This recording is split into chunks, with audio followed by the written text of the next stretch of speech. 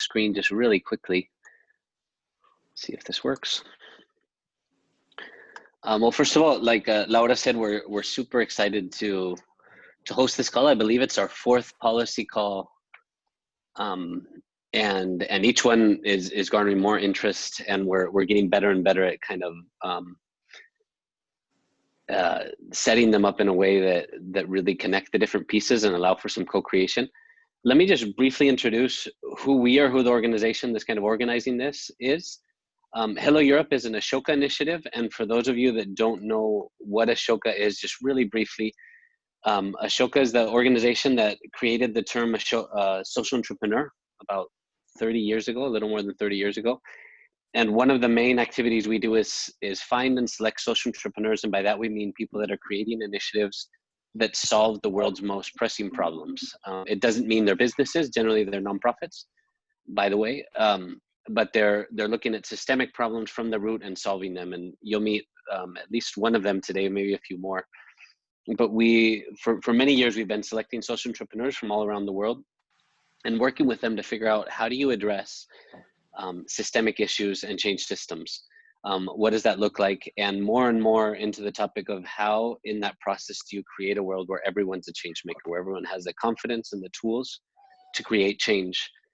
So this has kind of shaped the idea of Ashoka, and what we've done over the years is also develop specific initiatives over topics or groups of social entrepreneurs. We've worked a lot on youth, on health, and different issues. And in 2015, we launched Hello Europe in partnership with a number of other organizations, initially to address the need in Europe around migration, the need that many migrants were coming to Europe, migrants and refugees, and there was a need for quick solutions that already worked.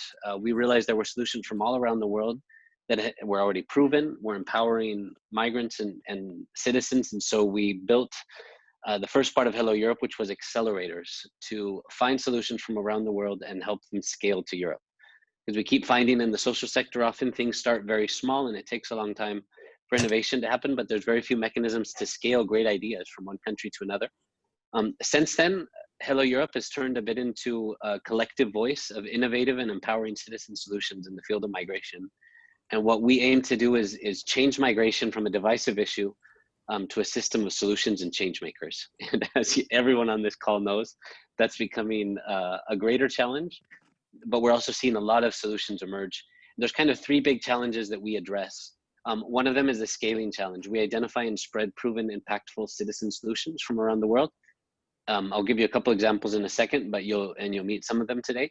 The second thing we work on is what we call the policy challenge. We realize there's a gap between policy making and social entrepreneurs and social innovation. It's not an intentional gap, but they just work in different languages and different sectors. And that's the main purposes of calls like this, by the way, is to connect different sectors, because we realize innovating social entrepreneurs have a lot of great ideas. They're on the field, they're discovering kind of how to make things work. And policymakers want to put that stuff into policy. How can they work together to co-create new policies, to share ideas, to find ways forward? And that's part of what we're doing with this policy salon. And then the third challenge that we're addressing is what we call the narrative challenge. We discovered that narratives around migration at best are based on kind of a concept of pity or compassion, versus the reality, which is migrants are change makers, eager to contribute in potential or actualized. And they need to be leading the conversation and part of the conversation. So that's the other piece we work a lot on, is identifying great leaders from a migrant background in the social sector, connect them with each other and with other social entrepreneurs, and support them. Just 2 more things, and I'll pass it back to Laura, just to give you a picture kind of numbers. We've run 11 accelerators across 14 countries in Europe, and now we're expanding to Latin America and potentially Africa and North America. And across these 14 countries, as we've identified solutions either to scale within a country or within a region or to others, we've kind of built this network. This is what we call our network map of different solutions from the citizen sector, from someone like David Lebel, who runs Welcoming International, which connects cities around welcoming plans to welcome migrants and make it successful, or someone like Inge Mismo, who runs Ipso Context, that trains refugees as peer counselors, drastically reducing the time and effort required to help a refugee overcome mental issues like trauma and other things, or someone like Abdullah Yafal, who works with self-financed communities of migrants. Like all these solutions, we bring them together, connect them, and it's their wisdom, their knowledge, their insights that we bring to the different sectors. So last word just on these, the policy unit and what we do with policy, which is what much of this call is about. There's kind of 4 things that we're working on. First, to bridge that gap between social innovation and policy making. We do this through changemaker journeys with policymakers, through policy salons like this, where we bring up issues, connect solutions with others that are involved, and increasingly giving what we call hello-preneurs or social innovators on the field of migration space in a lot of the key conversations. We also very much use an integrated multi-stakeholder approach. You'll see that today if you saw where everyone's from. You'll get a chance to meet a lot of people. You'll see folks coming from the business sector, from journalism, from policy sector, from think tanks, from social innovation. We bring these people together in safe spaces where they can kind of discuss and co-create policy formulations and proposals. This is what we're hoping, this not just to be a conversation, but for ideas on what kind of policies, what kind of formulations, what kind of proposals should make it not just to the European Union, but to other entities as well.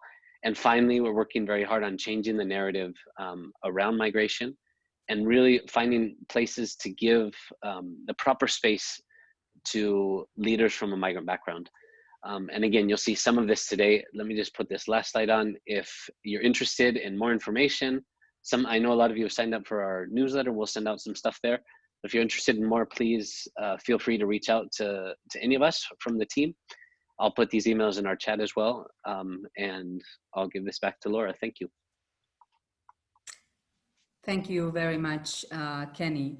Indeed, as he was mentioning, this is our 3rd, not 4th policy salon that we have been organizing, and some of you might have already attended one of them in the past, and we are glad to see you again with us.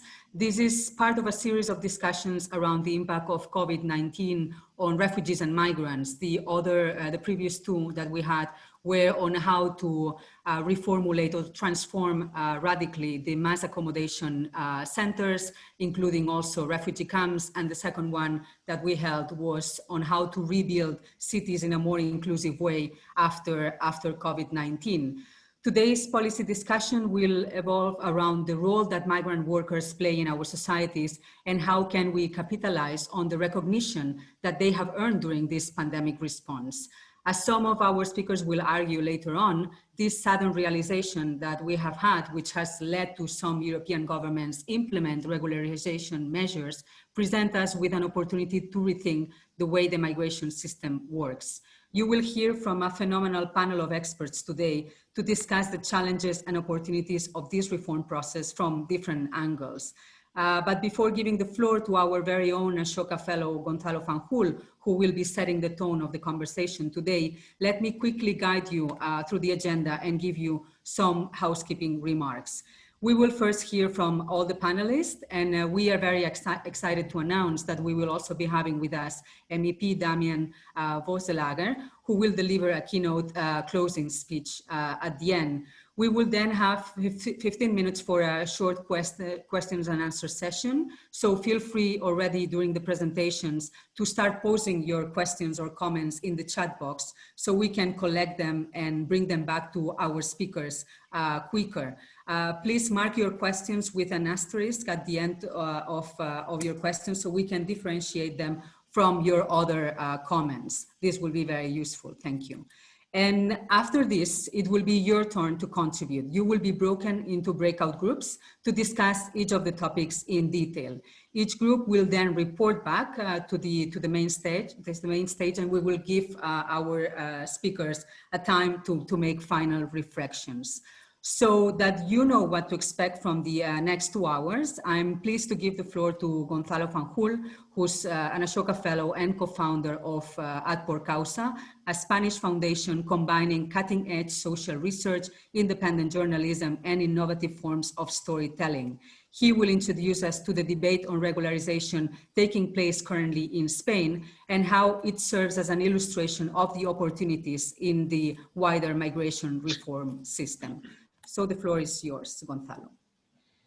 Thank you very much, Laura, and thanks, Kenny, and the team of Ashoka, who has been extremely helpful in trying to bring all of us together and trying to put all these ideas forward. And I hope that this is something that continues and helps us put together a group of reformists that unfortunately is not so crowded, but I think it's I think it can certainly make the difference in the coming months in the European Union and elsewhere. No?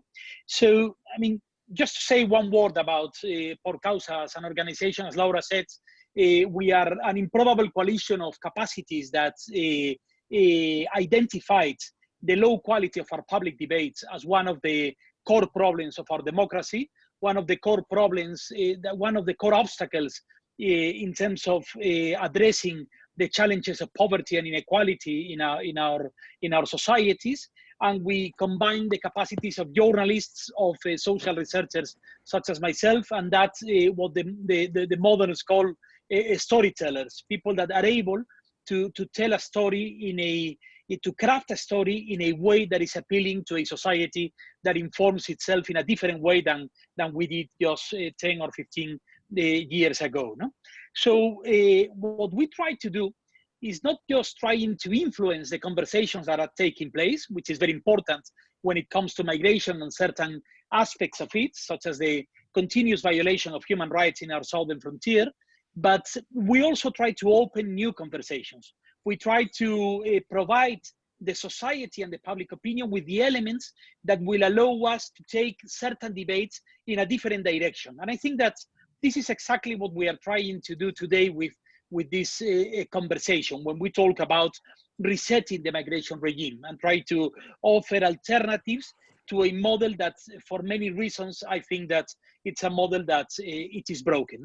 So let me tell you very, very briefly the case of Spain. Spain is a country that has 7 million migrants, approximately around, it's something between 13 and 15% of our population. But what happened? Yeah, good. Sorry, let me. Sorry, there was a microphone open there. So what we identified is a conversation that was starting to take place during the COVID crisis related with the situation of irregular migrants. Irregular migrants, that is workers living in an irregular administrative situation, were at the trenches of the COVID debate, both as victims, as one of the groups that was being hit hardest during the crisis, but also as part of the solution to COVID.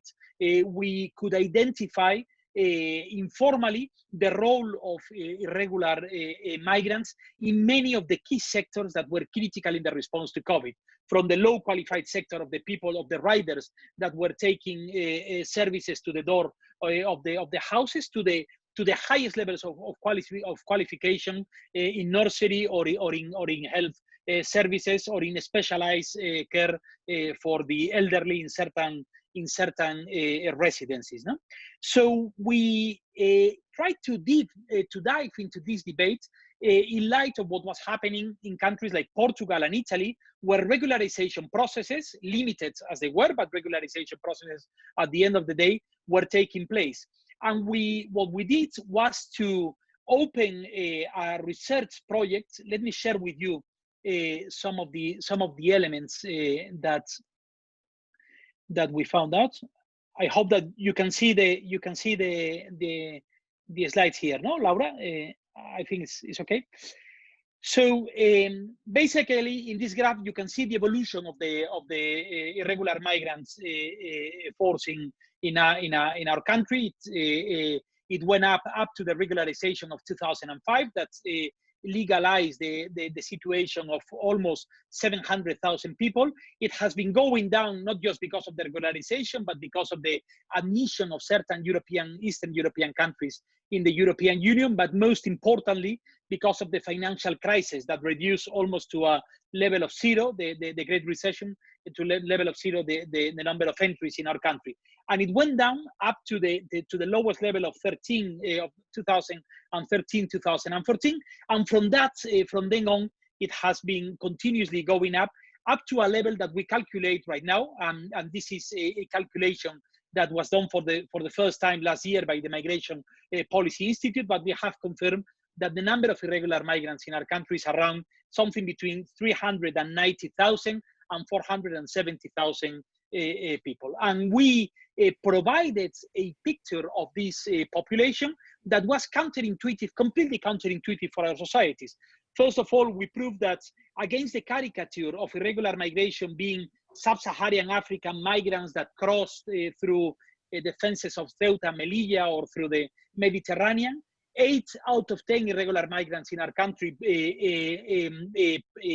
they come from Latin American countries, most importantly Venezuela, Honduras, and Colombia, that they arrived legally in the first place, either with a temporary work permit or as tourists or as asylum seekers. So they did not arrive to the country on illegal terms, that they are extremely young, that there is a demographic bonus in this population, most of which are below 40 or even below 30 years old. And most importantly, that they are 300,000 of them are already working, most of them in sectors that we can consider essential in general terms for the economy, as the European Commission describes this sector, but most importantly, during the situation of COVID. No?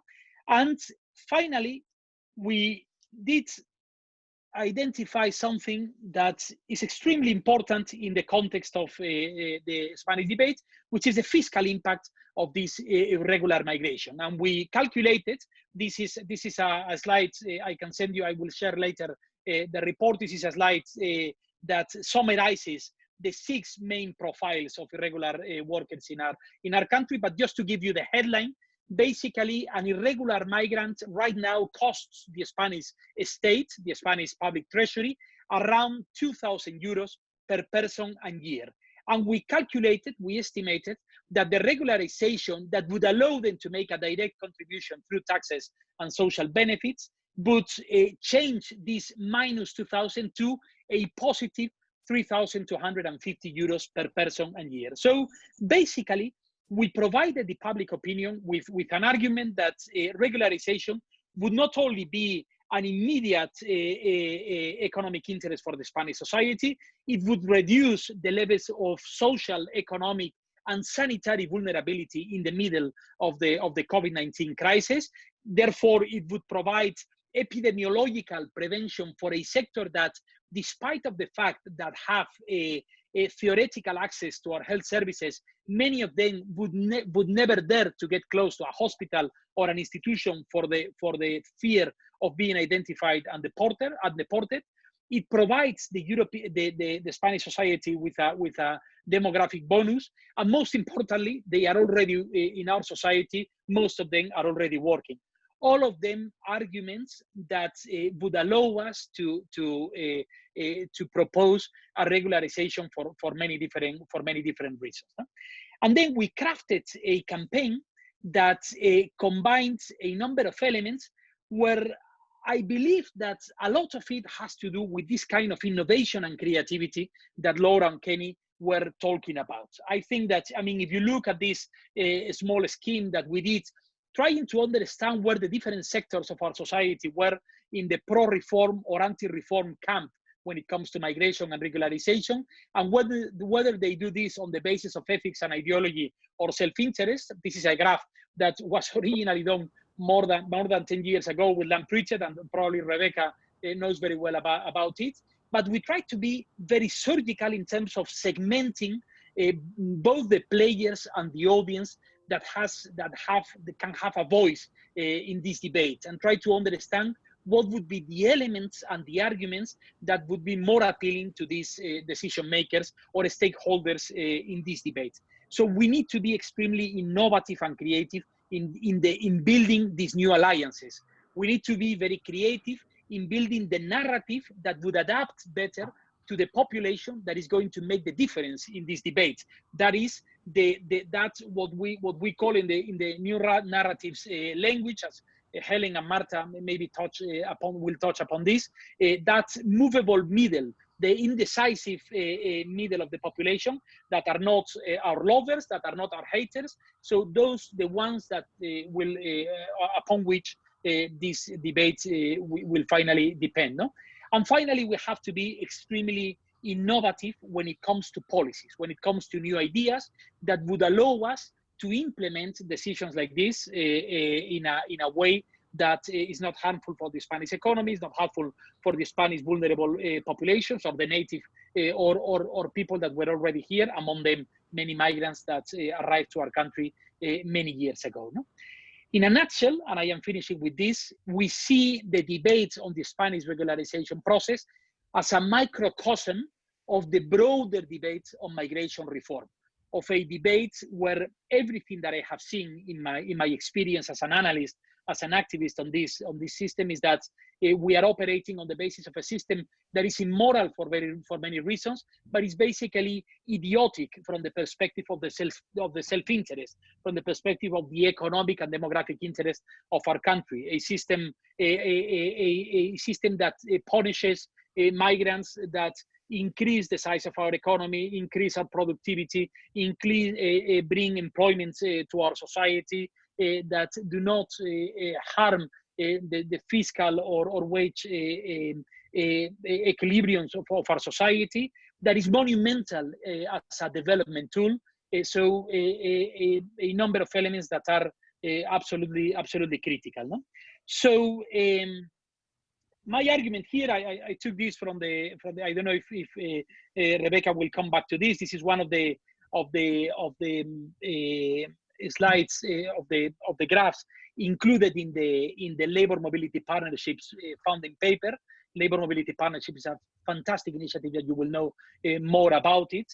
One of the key arguments about the labor needs in a country like Spain is that in the years to come, between 2020 and 2050, in order to keep the same ratio of working population to the elderly, to the 65 plus, Spain will need around 873,000 workers per year. Our demographic needs are extraordinary in this regard. Whatever happens at the end of this month, when the European Commission presents the proposal, the two models that are going to be confronted, one that wants to dig deeper in the hole where we are already in, of hyper-identity, national populism, and the status quo, or an alternative model that will allow us to put forward the issue of labor mobility as a key demand for the European Union. I think it depends on conversations like this and on the coalitions that we are able to create as a society. No? So thank you so much for your attention, and I look forward to continue this conversation later with you in the group. Thanks.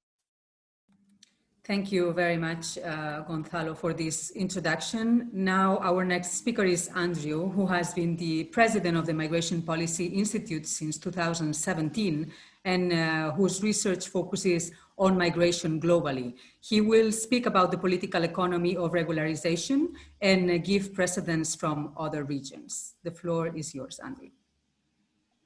Thank you, Laura. I want to pick up where Gonzalo left off, and I really like the work that Por Causa has done and Gonzalo has done on looking at regularization and who is the irregular population in Spain. But I want to pick up exactly where he left off, which is I think this is an economic issue, right? This is, too often we've talked about regularization as a humanitarian issue, and it certainly has humanitarian dimensions, and there are people, and I'll get to that in a minute. There are people who need humanitarian concern in this, but I think it is primarily an economic question. And this might seem a strange time to have this conversation. We're in a high unemployment global recession right now. So the notion, a lot of people are just automatically allergic to the notion that this is a time you would regularize people, you would create job competition because you're bringing people into the formal labor market. But actually, this is the time to have this conversation, because it's not about bringing people into competition with workers. It's about taking advantage of the human capital that we already have in our countries.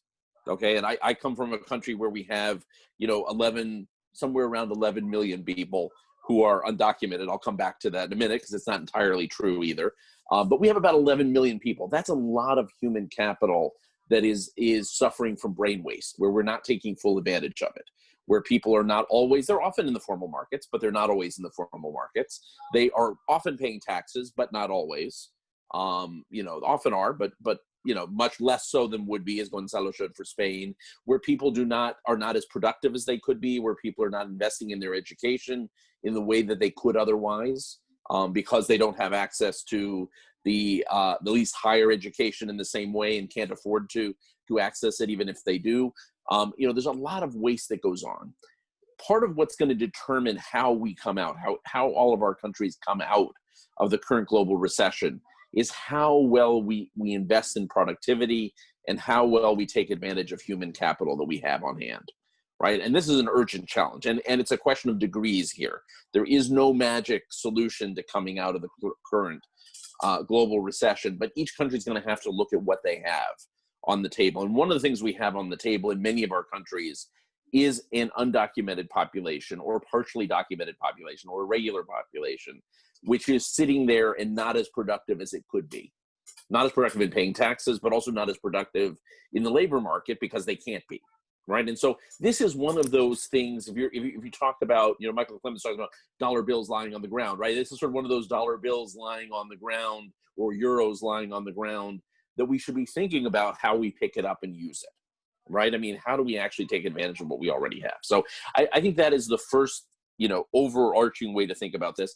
And at the same time, connected to that, think about how we tie in labor pathways. And I know some of my colleagues will talk about that in a minute as well. How do we then create labor pathways that make sure people are not coming into irregular situations in the future, and also deal with our humanitarian protection systems in a way that makes sure of that, right? So there's some fixing that needs to be done. So let me throw out 4 propositions as we think about this. The first is that irregular populations are not monolithic. And I'm going to use the United States, which is the case I know best on this, but I'm sure this is true in everyone's country in slightly different ways. When you look at the irregular population, we've been looking at it in the United States, for example. So we were looking at numbers yesterday, day before yesterday, you know, about 11 million people, 11.3 million people that we have in the irregular population, the undocumented population. But then, you know, that includes DACA. So DACA, young people who've actually been given deferred, who've actually been given work permits as well as deferment from deportation by President Obama, and has now been reaffirmed by the Supreme Court. So that's about 600,000 people. So they're undocumented, but they're actually highly documented and actually mostly part of the legal economy. So that's one group that's on a different path. We've got temporary protected status, which actually got an adverse court case 2 days ago, court ruling 2 days ago. So we don't know what's going to happen, but you have another little over 350,000 people in that category there. That's 1 million people. But those people, at least for now, depending what happens to them, they are highly documented. And many of them have been documented for 15 or 20 years. So they're part of the undocumented population, but they actually are people who have legal work authorization and a right to stay in the country. Now, we may reverse that and send them back, you know, or at least revoke their legal status. But those are populations that right now actually have legal status, even though they're in the undocumented. We also have a number of people who actually are counted as undocumented, but in fact, they have employment authorization because they're asylum seekers. And that's another, we don't actually quite know what that number is, but there's a large number of people in that, hundreds of thousands that are in that have some sort of legal status. You can add to that. So, you know, turns out there are people who have deferred deportation, who also have temporary legal status. You start to add it up. We have 1, 2, 3 million people who in fact are documented in that undocumented population. We also have some other groups. So if you're going to start to think about how do you approach regularizing populations, there's a bunch of people we've legalized, but we've never fully legalized them, right? They have some sort of temporary status. That's sort of low-hanging fruit you could think about how do you give people some certainty, because yes, they do have a little bit more productivity, but they don't have full certainty they're going to stay that way in the future. So those are groups that you want to think about. How do you provide them some certainty so that they can invest long-term in their stay in the United States? And we all have those populations in one way or another. There's other populations. I mean, in the United States, we have 1.3 million people, according to MPI colleagues who calculate these things.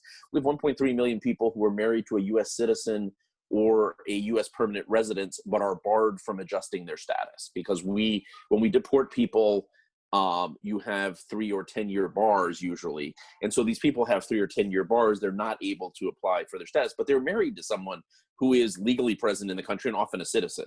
That seems like, you know, sort of non-controversial judgments. They usually have citizen children. You know, you start to get into non-controversial areas where reasonable people might actually be able to reach agreement. You could think about essential workers as another category, something that, you know, Italy has talked about, for example, you know, who are essential workers in agriculture or other areas that really have mattered during the pandemic and medical fields, so on and so forth.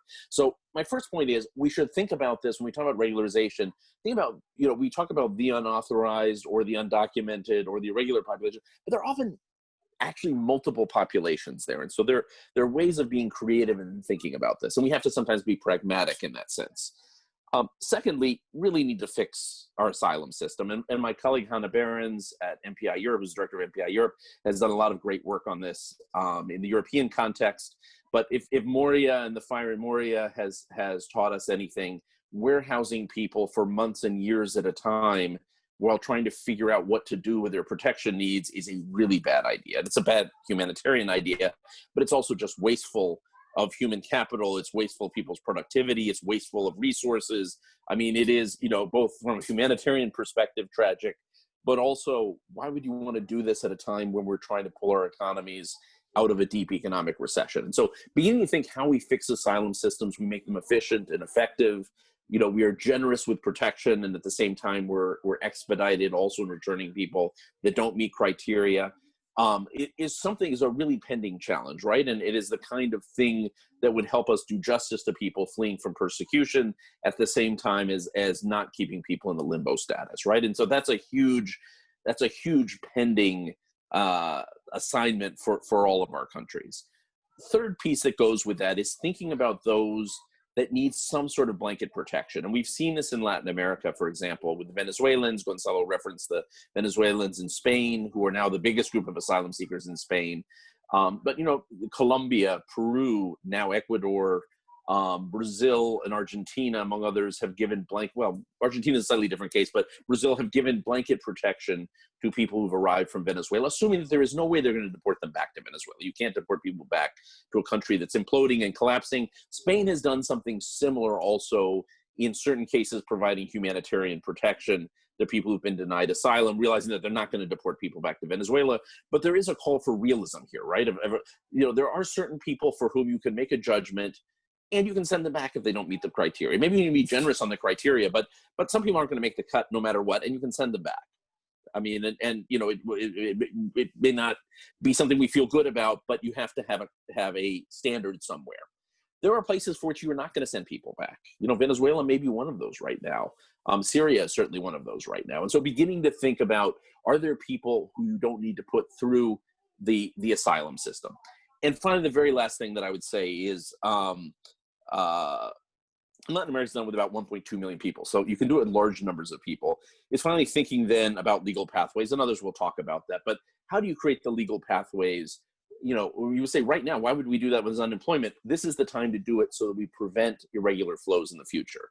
You know, even if we start small, this is the time to think, we know people are coming to the United States from Honduras and Guatemala. Let's start building some labor pathways now before those large flows start. Even if we start small with pilot programs, let's get smart about this. So thank you. Thank you very much, Andrew, for this very comprehensive picture in the US mainly. Now we turn to Marta Foresti. We go back to London now. She's the director of the Overseas Development Institute in Europe, and she will be presenting examples of initiatives and campaigns to recognize and better support migrant essential workers in the COVID-19 response. The floor is yours, Marta. Thank you, Laura. And I apologize for this very strange glow you see around me on this very yellow light. I don't know, it happened before, I don't know how to fix it. If anybody has some ideas, I tried to tinker with the lighting of the computer, but I can't make it work. So it looks like I'm in a filled with sun, which is not true in London today, but it's a good look, it's okay. Yes, exactly. And also, I have a cold, which, as you can imagine, has created shockwaves in the new systems of kids being back in school in London in the last couple of days, and I could entertain you to no end. on testing in London at the moment, but I won't. Let's talk instead about the contribution of migrant workers during COVID and after COVID, and as we live with COVID, because that's one of the key things I want to share with you. When this all began, meaning where the pandemic became a reality for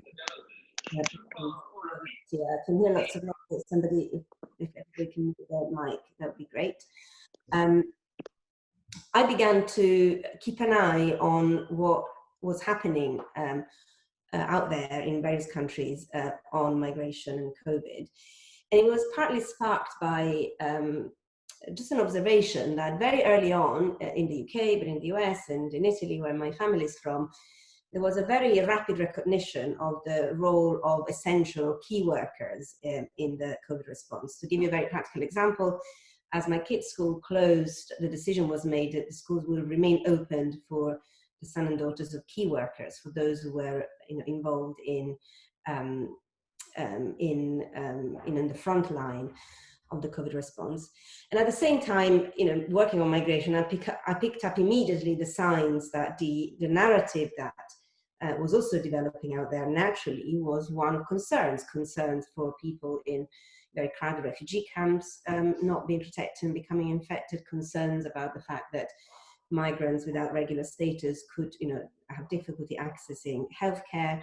We then saw what happened in India and how many migrants were forced to walk home in conditions that were certainly very dangerous for their livelihoods, and many other migrants being stranded in different parts of the world. And so my alarm bells rang, because having worked on migration for the last few years and certainly since 2015, I think we do struggle to reconcile a narrative of crisis and emergency and calling for the problems that migrants, refugees undergo in their vulnerability, which is definitely the case, but also to really then find ways to make sure that the contribution that human beings make to any circumstance, including pandemics, is fully recognized, and perhaps for once to give way to this constant reminder about the difference between a migrant, refugee, and all of us in the context of something that was affecting us all. And so I began monitoring very deliberately what I call the examples of contribution of migrant workers to the COVID response, precisely to try to keep an eye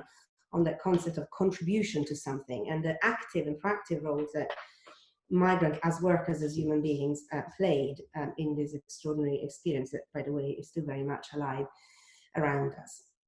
And the result of this monitoring exercise is this data visualization that some of you might have seen on the ODI website, where we basically capture these various examples that we have been collecting since more or less March and April last year of migrants' contribution to the COVID response.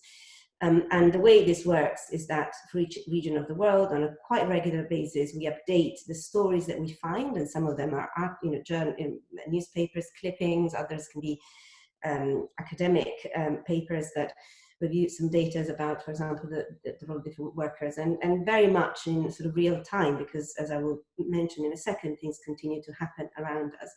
I'm not going to go into details explaining how this works, because it's designed for you to navigate it, but suffice to say that the branches and the little red dots represent specific examples and sectors where we've seen initiatives taking place around the world. And I just want to spend a couple of minutes to just reflect on the variety of things that have been happening since last spring, because when we delve into specific discussions about regularizations and some of the challenges and the opportunities, I think it's very important to recognize that that's just one example of an initiative being taken, one that has a very specific policy landscape and has also specific legal contour. But what is interesting to me about what's been happening since last spring and how many different and fairly unpredictable things have happened. Let me pick some examples starting in the US, something that Andrew has and NPI has been working a lot on, which is basically what's happened in the healthcare system in the US, where we've seen a number of states taking action to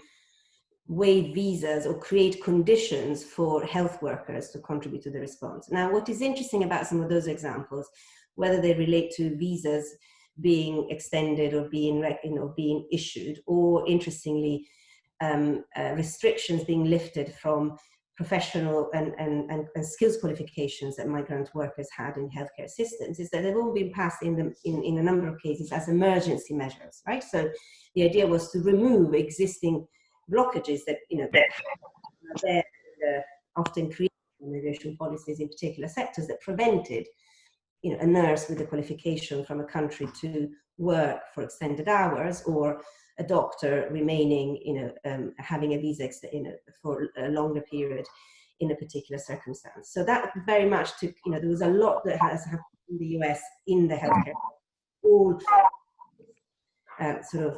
heading, again, if people can please mute their microphone, of, emergency measures to lift restrictions that existed for various workers to contribute to a particular sector of the society. Moving on to Europe, we have seen a number of cases where we all discovered that foreign workers was pretty key as seasonal workers in the agricultural industry. So, for example, I mean, I've seen in the UK in a number of countries. In the UK, particularly ironically, I thought charter flights being organised to bring back actually seasonal workers from Eastern Europe, from Romania, back to the UK to help with seasonal agricultural work, which is politically very interesting, of course, because they were the low skilled seasonal workers from Eastern Europe were amongst the most specific targets of some of the Brexit campaigns in explaining why this country needed to move on from this kind of low-skilled migration that the country didn't need. And yet, during the COVID pandemic, people had to be sort of flown back in an emergency.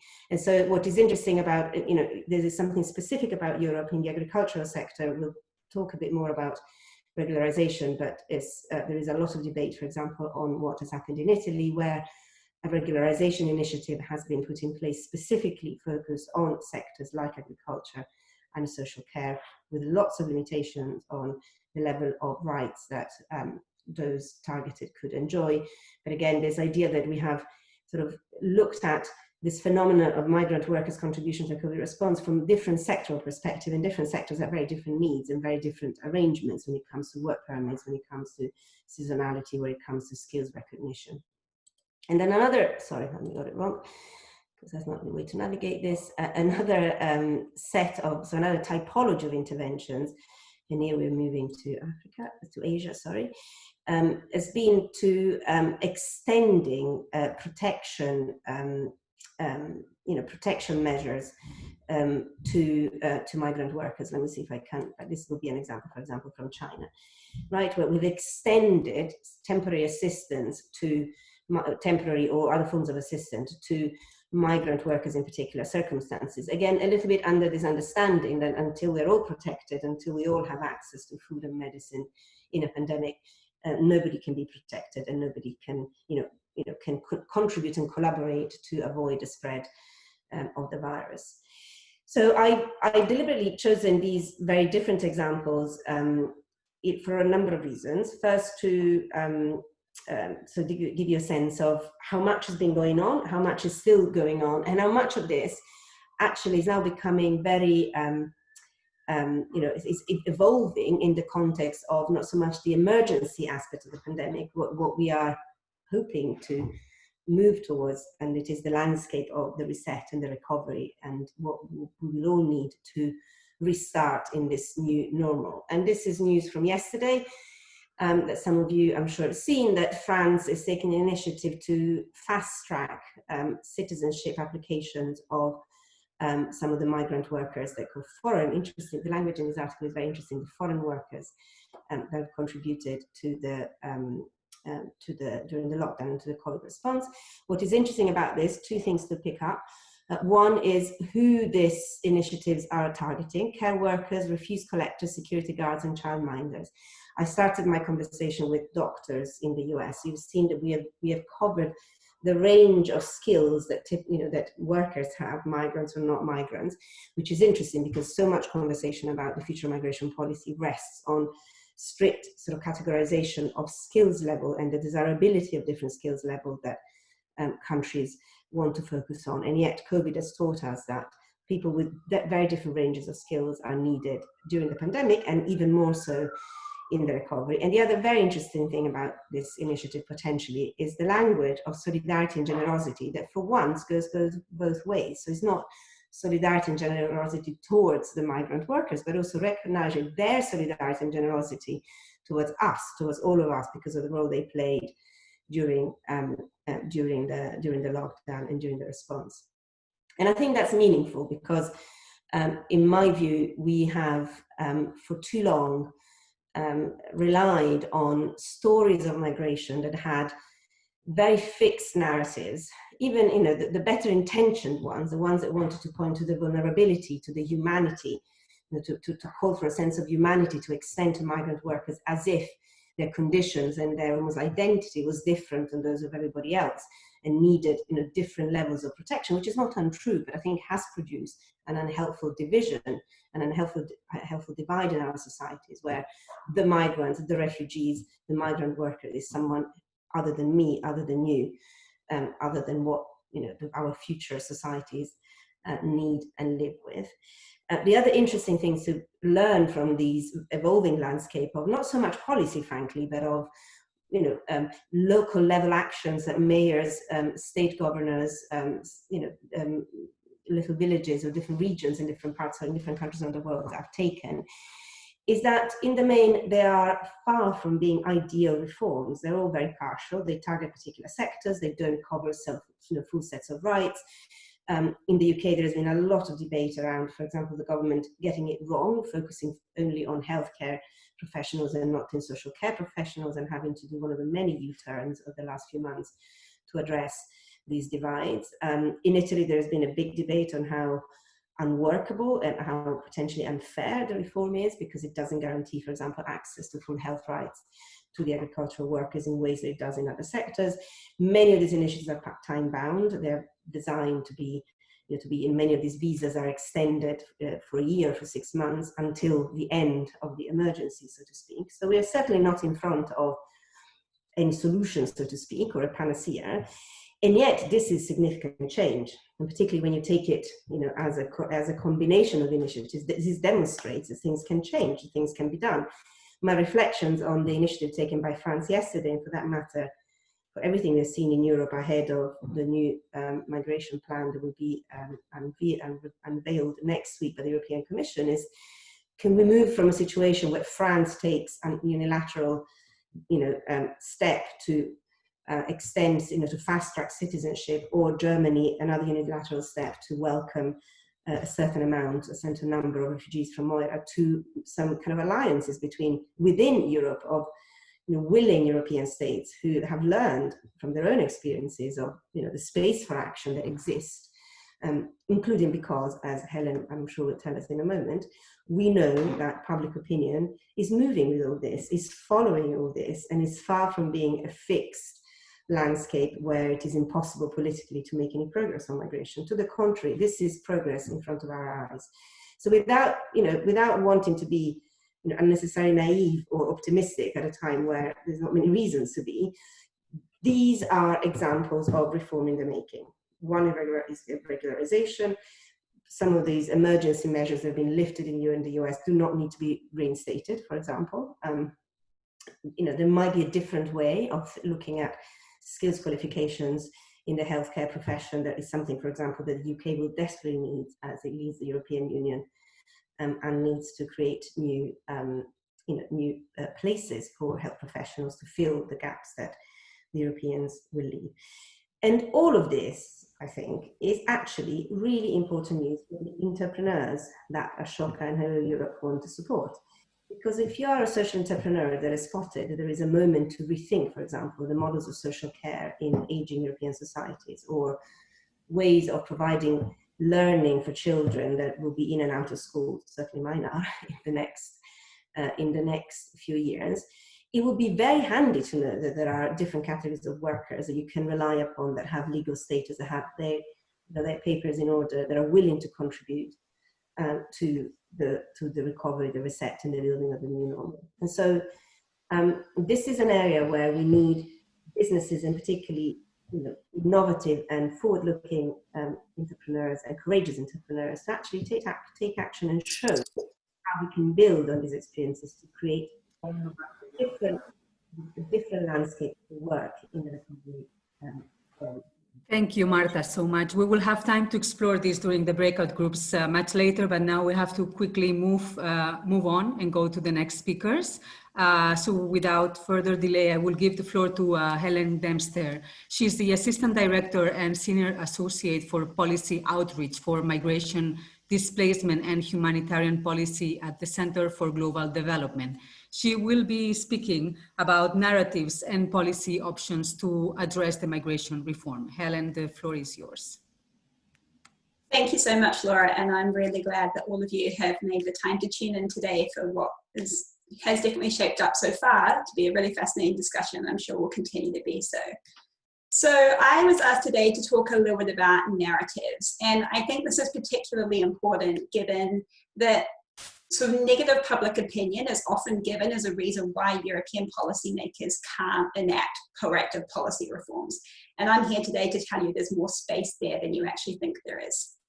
So I want to start by outlining some data that we recently published in a new ODI paper that came out on Monday. It surveyed all global, regional, and national polling data on what people think of immigrants and immigration. Now, what's interesting is that data has shown in the past that Europe is actually the most negative region in the world. But that being said, there are huge variations within Europe and within countries. So this graph on the right-hand side is from a Pew study in 2018, and it asked people whether they wanted immigration to stay at its current levels, increase, or decrease. And what you can see is that there is actually a majority of people within Spain, France, the UK, and the Netherlands who want more or the same amount of migration. Even in countries like Sweden and Poland, that's only just shy of 50%. And the support is increasing. So this is the same question, but the difference between 2014 and 2018. And you can see that in all countries by Germany, the number of people who want more migration has actually increased. Helen, I'm sorry to interrupt. We cannot see the graph that you're mentioning. Your presentation seems to be frozen on the initial slide. Hang on a minute. Let me see if I can stop sharing and reshare.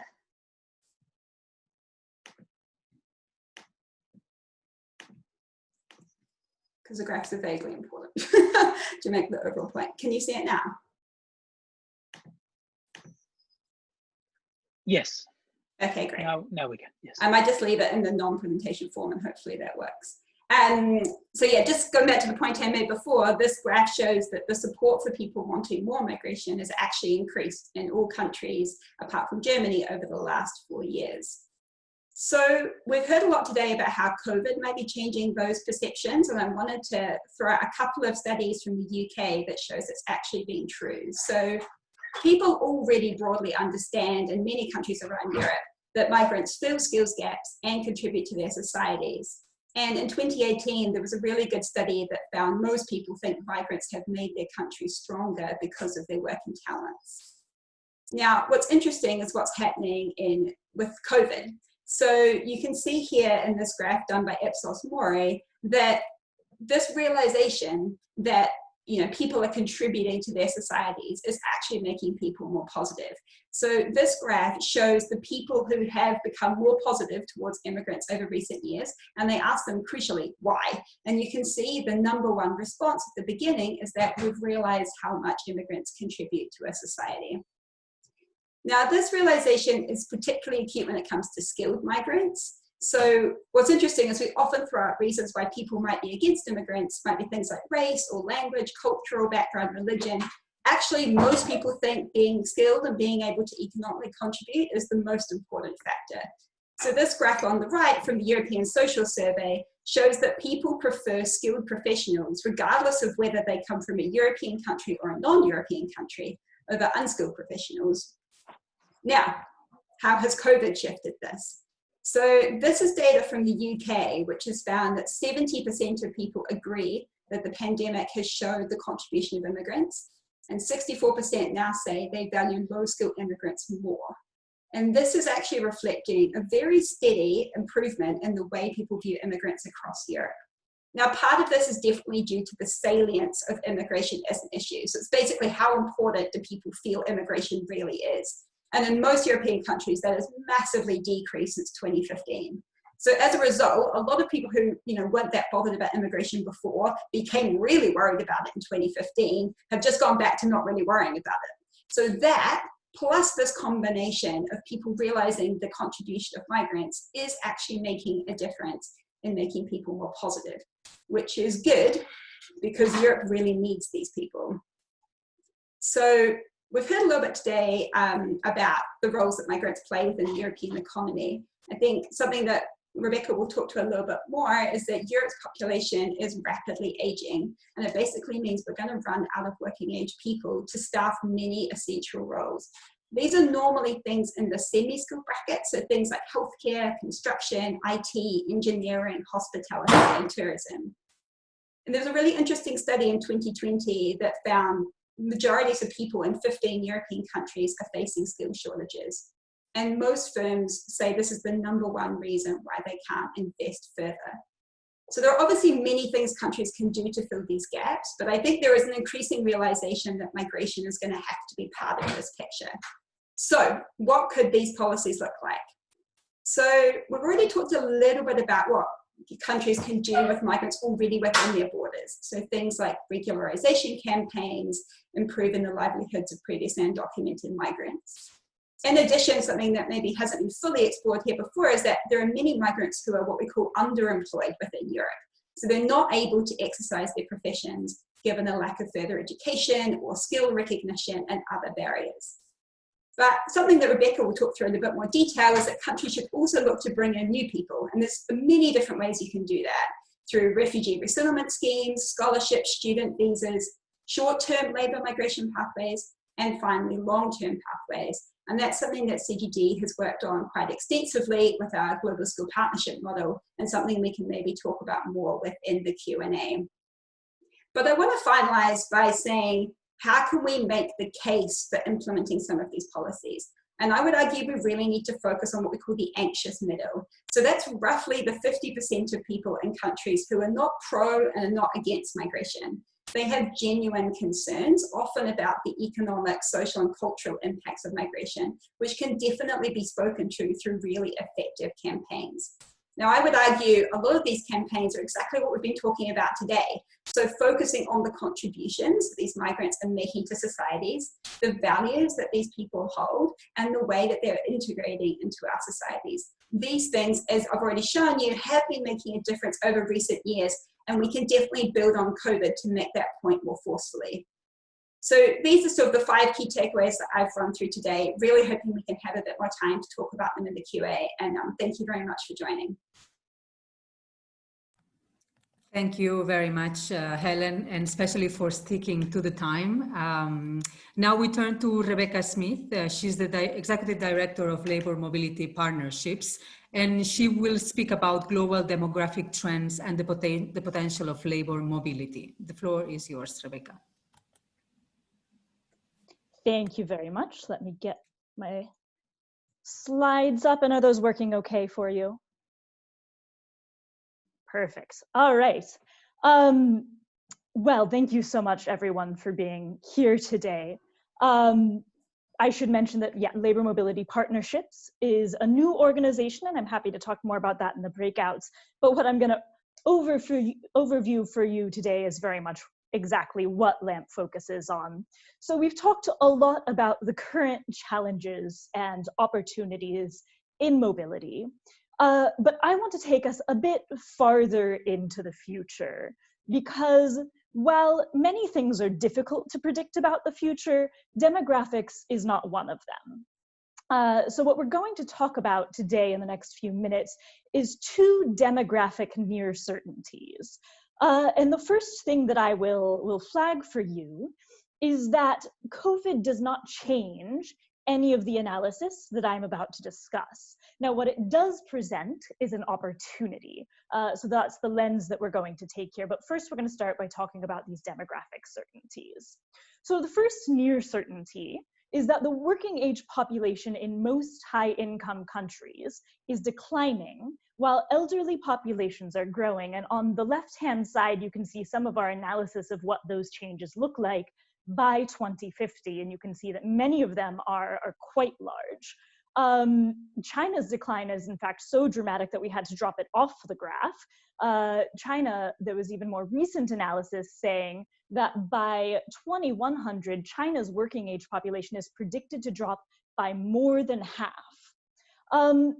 So by 2050, in a scenario with no new migration, and that will come and be important in a minute, OECD countries are projected through this very predictable demographic analysis to lose 92 million working age people from the current size of their population and gain 96 million elderly people, which means that in order to maintain their current working age to elderly ratio, high-income countries would need an additional 400 million workers by 2050.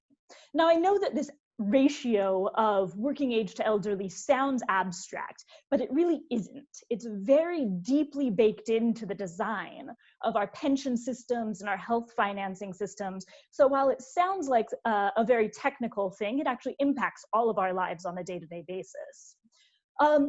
So this leaves us with high-income countries having three options. First, they can have more babies. However, first, this is currently moving in the opposite direction, and past policy attempts to make this happen have not been successful. Secondly, they can cut their pension and health systems, but this has never been particularly politically attractive, or they can bring in new workers. This also has very specific implications for employers, because what this means is that they face labor scarcity rather than labor shortages. You've heard speakers before me talking about the shortages, and these are certainly immediately pressing, but shortages within a given sector can be addressed by mobilizing or training native-born workers. However, under conditions of scarcity, if you in one sector mobilize or train native-born workers, you're simply taking those workers and creating a shortage in another sector, what we call beggaring thy neighbor. This condition of scarcity also tells us that we can't solve the labor problems that we're facing in the future only by regularizing or mobilizing immigrants in the country now. And Helen has already warned you that that is an argument I would be making. So scarcity for these employers, Scarcity for these employers can only be addressed by either getting rid of new jobs through automation, or again, getting new workers. I think you can see where we're going here. Now, I'm not going to dive into the thing on the left too deeply, other than to tell you that much of the job creation predicted in the future is in service sectors that cannot be automated. More importantly, we would argue that to the extent that automation is happening in response to labor scarcity, we shouldn't automate. And the reason for that is that it's an artificial scarcity. So while high-income countries are facing this demographic cliff in their working age populations, low-income countries have burgeoning youth populations that are growing faster than job creation. So on the right-hand side, we show you some estimates of the 1.4 billion new working age individuals by 2050. Again, that's the increase from the current size of the working age population. We can expect just at current employment rates, 590 million of them to likely have access to limited employment opportunities. And yet what I would tell you is that that is an optimistic prediction. And the reason for that is that in the past, countries that emerged from being low income to create job opportunities for their people, like China and South Korea, did so by increasing manufacturing exports. And yet now for low-income countries, that path is nearly closed to them. First, because we've introduced a lot of labor-saving technology, meaning that creating the same amount of manufacturing exports creates far, far fewer jobs than it did when China and South Korea successfully used this path. And the second reason for that is simply that the Asian exporters already have this established position, making it difficult for low-income countries to increase. So what we've learned in summary to this point is that one of the best solutions we have moving forward is to bridge the labor scarcity in high-income countries with the labor abundance and surplus even in low-income countries, leading to really better outcomes all around. This also presents a historic opportunity. We know that the wage differentials are a powerful tool for a worker moving in exactly the same job into another country, is a more powerful tool towards increasing incomes and reducing poverty than anything else on the global agenda. So if we were to address even just half of the needs that we discussed at the beginning for workers to address the labor scarcity, so if we say we only accounted for half of that with rotational mobility and used a conservative assumption of a wage gain per worker at 15,000 US dollars, that would create that would have the same impact as creating a new economy the size of the GDP of India. So it's a historic opportunity. And I'm gonna wrap up quickly, but there are what I would point to 4 key reasons why we don't more actively pursue labor mobility given these powerful trends. The first is political resistance, and Helen has already told you everything you need to know about that. The second is the false belief that migration reflects a failure of development, that if we simply created jobs at home, people wouldn't need to move. Again, this simply isn't true. Michael Clemens, among others, has come out with very powerful new research showing that as income increases up to solidly middle income, migration increases as GDP per capita increases. Another is the false belief that migration results in brain drain. The real story is much more complicated than that, but the evidence points much more towards skill accumulation with these high returns to migration, actually incentivizing people to invest in skilling, some of whom remain at home, and increasing the skill base at home. So the final one I want to zoom in here on is concerns around migrant abuses and protection of rights. And I'm going to use that to transition to the last point, because in summary, we have this unstoppable force of the very predictable and powerful opposing demographics of high-income and low-income countries. And we have the unmovable object, political resistance to labor mobility. So our question now becomes, what can we do? And LAMP's position is that one of the things we can do is legitimize labor mobility by addressing these bad outcomes of fraud, indebtedness, and abuse that is endemic to current labor mobility systems. And that we can do this by creating partnerships between receiving countries, employing sectors, and a quality mobility industry. So I'm going to stop here by saying that what COVID gives us is the opportunity to start building these systems, because we're in this unique historical moment where mobility has stopped, but we can look into the future and see that it will need to grow, that all of the signs we have, all of the demographic indicators we have tell us we're going to need a more mobile workforce. So we have the opportunity now to begin building it. And I hope we'll have the chance to talk about that more in the breakout sessions. Thank you so much, Rebecca, for this presentation. We now turn to Barry Kane. He's a migrant rights activist, and he will be telling us about his own experience of regularization in Spain back in 2005, and also look at how, I mean, the migrants' capabilities should be recognized in our societies more and more. Barry, the floor is yours. You will need to unmute yourself. All right, so hello everybody. My name is Barry Kane. I'm a citizen, a Spanish citizen. So originally from Senegal. So I was a part of that experience on 2005 in Spain. I was in Barcelona. So since there, it's passed like 15 years, and now I can say that that fact changed a lot my life, because before that I wasn't able to do nothing. I was like just a number in a country, and I couldn't get nothing. So I couldn't use my skills, because before I was a student of social in university in Senegal. Then after that, I was in France, and I come like 1 year before. I come in 2004 in Spain, but with my situation, I couldn't do nothing. So I couldn't use my skills. I couldn't be part of the society. So that fact changed a lot my life, you know.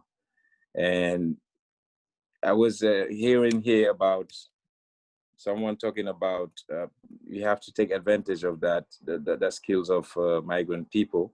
So which is true, because we're not only numbers. So we, as a migrant, we're part of the society. So we have to be like considered as a with our skills to change something in the society.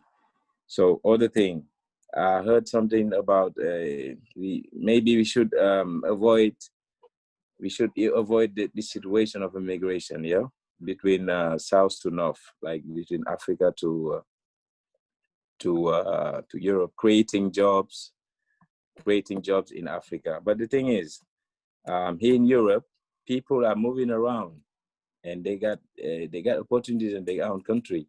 Why they don't stay in their own country? So that means that the fact of, even if you create some jobs in Africa, you will always need people to come from abroad, you know, because it's not about only having job in your own country that maintain you in your country. Because, for example, now I'm actually here in London, and we got many people from Italy, many people from France. That don't mean that they don't have opportunity jobs in their country. So they need that change. So as human beings, we need to move around the world to maybe to get more skills, to discover more stuff, and to get more experience. And then we decide if you want to stay in our country or in others. So I think that, all right, so my experience is that, okay, since 15 years now, I was first, like, I got a paper from Spain. Then after 10 years, now I got my nationality of Spanish nationality, which gave me more opportunity to work in around all European Union, you know. And then I was in France before, to for example, work with I used to work with embassies, and also I used to work with many organizations of organizations who work for immigration, to give them opportunities. So, and to give them opportunities to be part of the society, and to give them skills, and to give them advices to how to get papers, how to be regulated, and things like that. And also I'm part of a foundation of a singer, I don't know if you know or not, Baba Mal. He got a like a foundation to help people in Africa, in Senegal especially, to stay there and try to get their own economic possibilities. So this is more or less my presentation of myself. And I think that under the slogan agenda of 2030, no one left behind to this situation. So I think that this pandemic show us that the more vulnerable people is the immigrants. The migrants, they are one of the society that they suffer more, because they don't have access to the basic things, you know. And I think that even if they don't have paper, they are participating in the society, and they are giving their part in the society to make the society better, even if they don't have the paper. So I think that it's very important to regularization, to give them their papers, and to avoid that situation of vulnerability, which is affect the society here in Europe. Okay, so this is my little contribution, and then after we will develop more stuff. Okay, thank you so much. Thank you so much, Barry, for your contribution and personal account. And now we will turn to the European Parliament, where we have the pleasure to be hosting today MEP Damian Voegelager, who will be delivering a closing keynote speech, because he has been the key driver behind an ambitious paper on labor migration that the Greens European Free Alliance group in the European Parliament published last week. So thank you very much for being here with us and making the time during a busy plenary week. The floor is yours, Damian. Thanks a lot also for having me on such a short notice. I mean, for me, this exercise was really about listening, and I'll try to basically describe a bit what I take away from the several speakers, which were very insightful, if that's fine for you. But just maybe before I do that, to just explain about myself. So this is my first mandate. I just joined politics rather late, so I come from the private sector. And I sit with the Greens, but I'm basically part of a pro-European movement that I founded with an Italian and French around 3 years ago. So since I came in September, basically last year, I thought, I mean, I work a lot in asylum, and I can talk about Moria, and I've been there, actually visited the camp. But I also thought always that labor migration can put a bit more of a positive narrative and can get us, like many allies, together when it comes to the different perspectives that you have also outlined. And so I pushed in September already to have a new own initiative report in the European Parliament, basically a parliamentary opinion written on new pathways for labor migration. That was luckily taken up, and we're currently working on that, which is very nice. I also submitted like a pilot project to the Commission, which is like this idea that you can, as a parliamentarian, put a project there for a European talent pool and a matching platform that would basically go a bit in the direction of an expression of interest-based model for Europe as well, for those who are more familiar with this kind of work. And then half a year ago, I started basically drafting a position for the Greens EFA group in the Parliament for basically the crucial role of third country migrant workers in Europe, both addressing the vulnerabilities and the new pathways that we could potentially find. And it takes all a bit longer here in politics than in the private sector, so that took us half a year. And last week we were able to finally publish that. Let me actually share it with you here in the chat. I think I have the link saved exactly, so you can check it out if you want. And in this whole process, my whole idea is that I think we are at a very opportune moment. I think there are actually a lot of players who are positive to this. We have the German presidency now, we have the Portuguese presidency from January onwards in the council. So there is a window of opportunity, and I think in general, I believe that if we push very hard, if we try to get the different actors aligned, and you're doing a great job here, and we could potentially make the next step towards a more European approach to immigration as a whole. And so, I mean, for me, it's really an open invitation. My office is very has open doors physically and symbolically to do that, and I will definitely push for that with everyone who's willing to do that. So let me just quickly run through. From Gonzalo, I learned a lot about the fiscal impact. Minus 2,000 for those who are irregular, plus 2,500, I think, for those who are regularized. So that's quite good. And I learned that we can move the debate.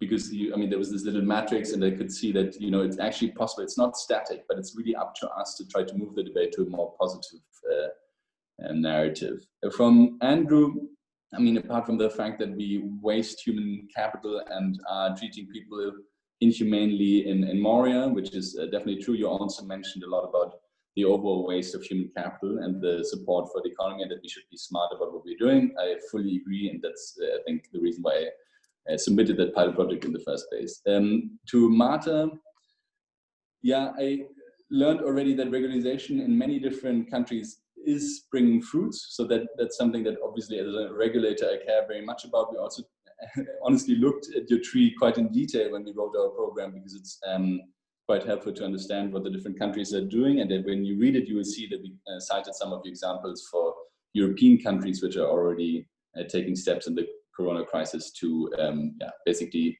improve the situation of migrant workers and refugees.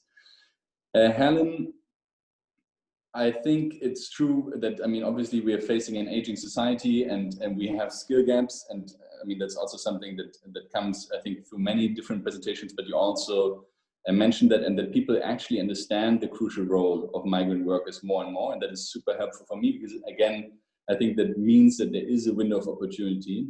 I also, and that brings me back to Gonzalo, I think it's not only, you know, we shouldn't do politics based off polls, but it's helpful to see the shift.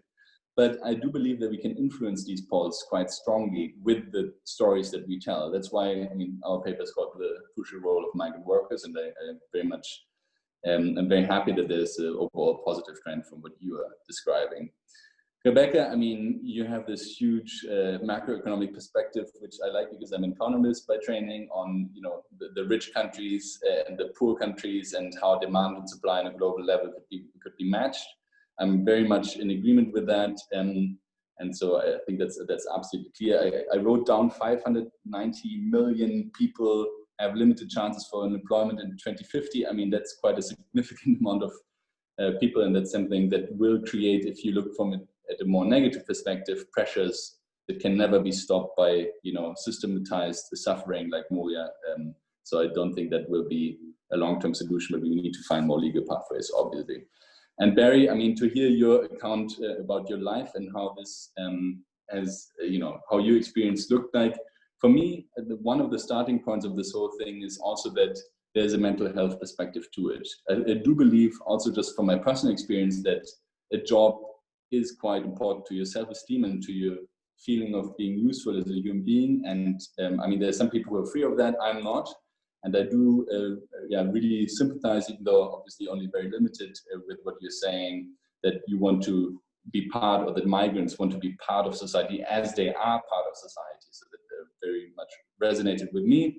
And I do agree that, I mean, obviously, I actually called it intra-world mobility. You say that there's intra-EU mobility in any case, even though, you know, just because people move and there are different opportunities for people across borders already in the EU. So we should be aware of the fact that it has nothing to do generally with overall movements, but could also be true for the world. So intra-world mobility is something I took away, and that obviously we're talking about a very vulnerable group, and that's also the first part of our paper.